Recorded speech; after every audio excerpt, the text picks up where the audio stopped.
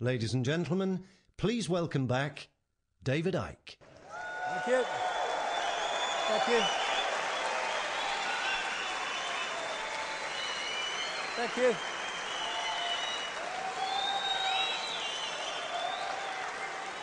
Thank you. Thank you. Thank you. Thank you. Thank you. Okay. Look at the muck in here. Oh, excuse me. Excuse me about the shirt. The other one smells like a wrestler's jockstrap, you know, after all this time. Too much information, Dave, I know. What I want to finish on is looking at what's coming from a point of view of emerging from this crap. In other words, emerging from the mind prison that we've been put into, and therefore creating a reality that we'd rather have compared with the reality that we've been living. And breaking the spell is actually pretty much sums it up, because it is a spell in many ways, if you want to use that symbolism. Our minds have been locked in to a range of perception that gives us the impression that we are limited, that we are poor little Joe Public, I've got no power, and all the rest of it. And that's exactly where people manipulating a mass of people want us to be. And when we're looking at ways out of this, Einstein's quote, which is in many forms, but this is a summary of it, encapsulates what we're looking at. You cannot solve problems with the same level of consciousness that created them. Now, what we have in the world is a series of problems created, and then they'll change a political party or they'll move another dark suit in from somewhere else, but they're of the same level of consciousness as those who created the problem, so the problem just goes on getting compounded because we've not reached that level of going beyond that and looking at it from another direction and seeing a way to change what we want to change. So the door is spinning round in Downing Street in the White House, but no matter what it looks like, the same level of consciousness is coming in and out, and so nothing changes. It cannot. And that consciousness is from the consciousness of division, of seeing everything as a partness and all the rest of it, which is the consciousness that's been in power and has been manipulated among humanity to have and to manifest reality from that perspective, into a oneness that understands that we're all one consciousness, we're all one energy, all one mind, and therefore all these divisions between us through which we're divided and ruled are just illusions. You know, if someone got a baseball bat and started smacking themselves round the head with it, we would call that crazy, madness, insane. But that's what we're doing with the conflict in Palestine, in Iraq, in Second World War. We're one consciousness that's been set at war with itself.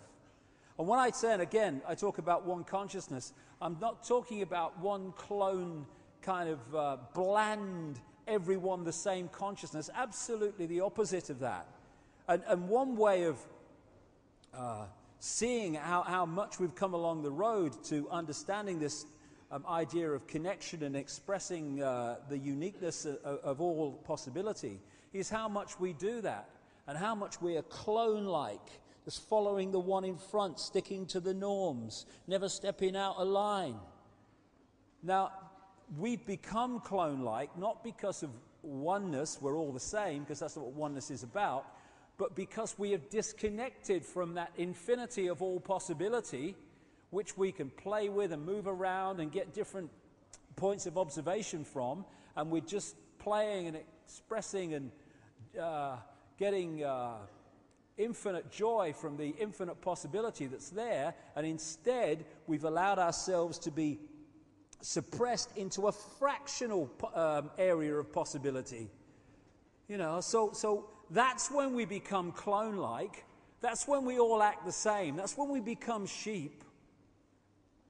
There's no contradiction between oneness and infinite variety. infinite diversity, which is what oneness is. So we can open our minds to multidimensional levels of awareness. It doesn't mean we're going to psychically bloody see everything. Oh, I've just seen someone over there, look, and all that stuff. But we are accessing that level of awareness, and therefore our point of observation of this reality is coming not from in this world.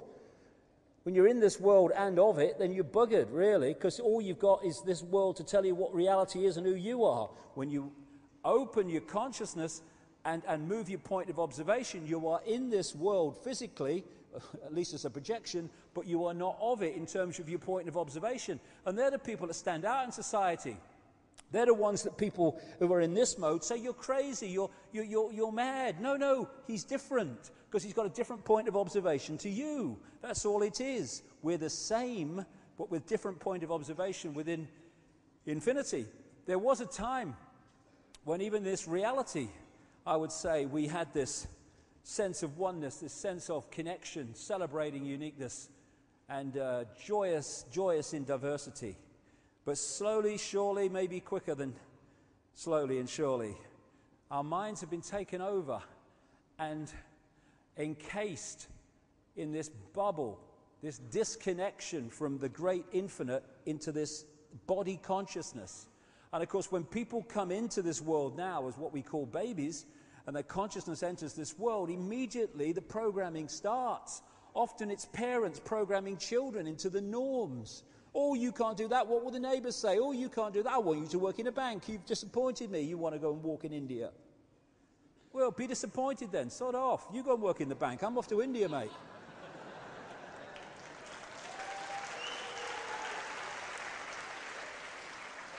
And this kind of symbolises this picture from earlier in the War Memorial in Sydney, Australia, the way we've been encased and suppressed and therefore lived this false identity, this mask that I was talking about, of false identity. We are now being offered the opportunity, for not least for reasons I'll come to actually break through this. And this is not literally breaking through something. It's a vibrational freedom. Because once we open our minds